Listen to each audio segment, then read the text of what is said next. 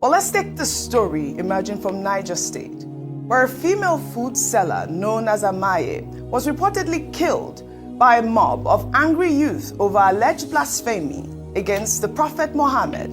The incident reportedly occurred in the Mariga local government area of the state on Friday, August 29th. These images are an illustration of the incident and are not the images of the scene. Well, according to eyewitnesses, the incident began when the female food vendor was in a conversation with her nephew, who reportedly asked for her hand in marriage. She's said to have responded with comments that are considered blasphemous, which in turn angered a crowd of young people. The mob demanded her immediate execution, and she was ultimately stoned to death and set ablaze. But we have a report at this moment from the Niger State Police Command stating that it is intensifying efforts to arrest the perpetrators of this killing. The police spokesman, Superintendent Wasiu Abiodun, say they condemn any act of jungle justice and added that efforts are being made to ensure that the killers are investigated and persecuted.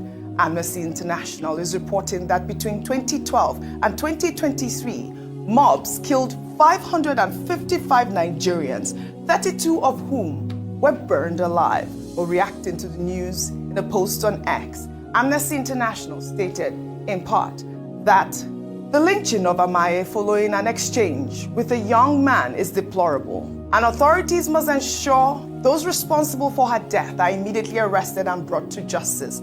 That a mob overpowered security personnel and instantly lynched her shows utter disregard for the sanctity of life and due process. The Nigerian authorities must curtail the impunity that has led to an increase in mob violence and arrest all those involved in this reprehensible act, and also ensure that they are held to account. My heart broke with this story. This is so sad. Another life lost due to what is considered blasphemous statement. And of course, when you talk about this, you cannot but remember lovely Deborah Samuel from Sokoto. Yes. You know why this keeps happening again and again? Because there doesn't seem to be consequences for such actions. The two students identified in the Deborah case, what happened to them? Have they been persecuted? Have they faced time for what they've done? There are people who have come on social media. And then some release. Nothing concrete has happened. Nothing concrete has happened to them.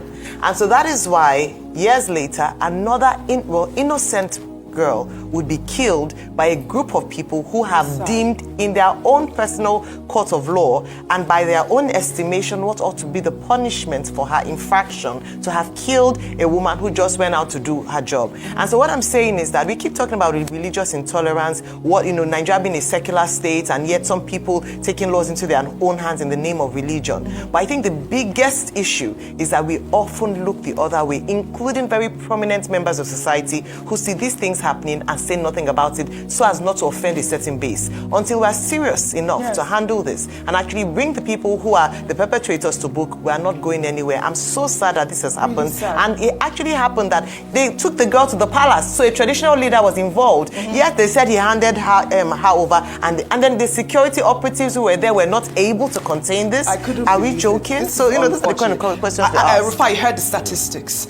555 people have been killed so far within that time frame. It will 31 burnt alive. Yes, it will happen again, because when Eunice Olawale and Bridget were beheaded, we even go back to the days of the Akalukas of this world. When all of that happened, nothing happened. In fact, you didn't even tell the story well. When people protested about Deborah Samuel's case, you know what happened? There was a riot in Sokoto that day, that for 2 days, religious homes were targeted, were destroyed.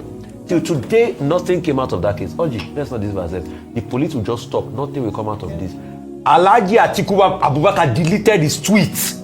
Yes, he was till tomorrow. When they asked him in a panel, he said, I normally sign off my tweet and everything. He tweeted before. He deleted his tweets. Yes. So let's call a spade a spade. We deceive ourselves too much in this country. Nothing will happen. Well, may her soul rest in perfect. It's a really sad situation. Nothing it's good will that happen. The police has responded, and we really would like for those people to be named and shamed at this point.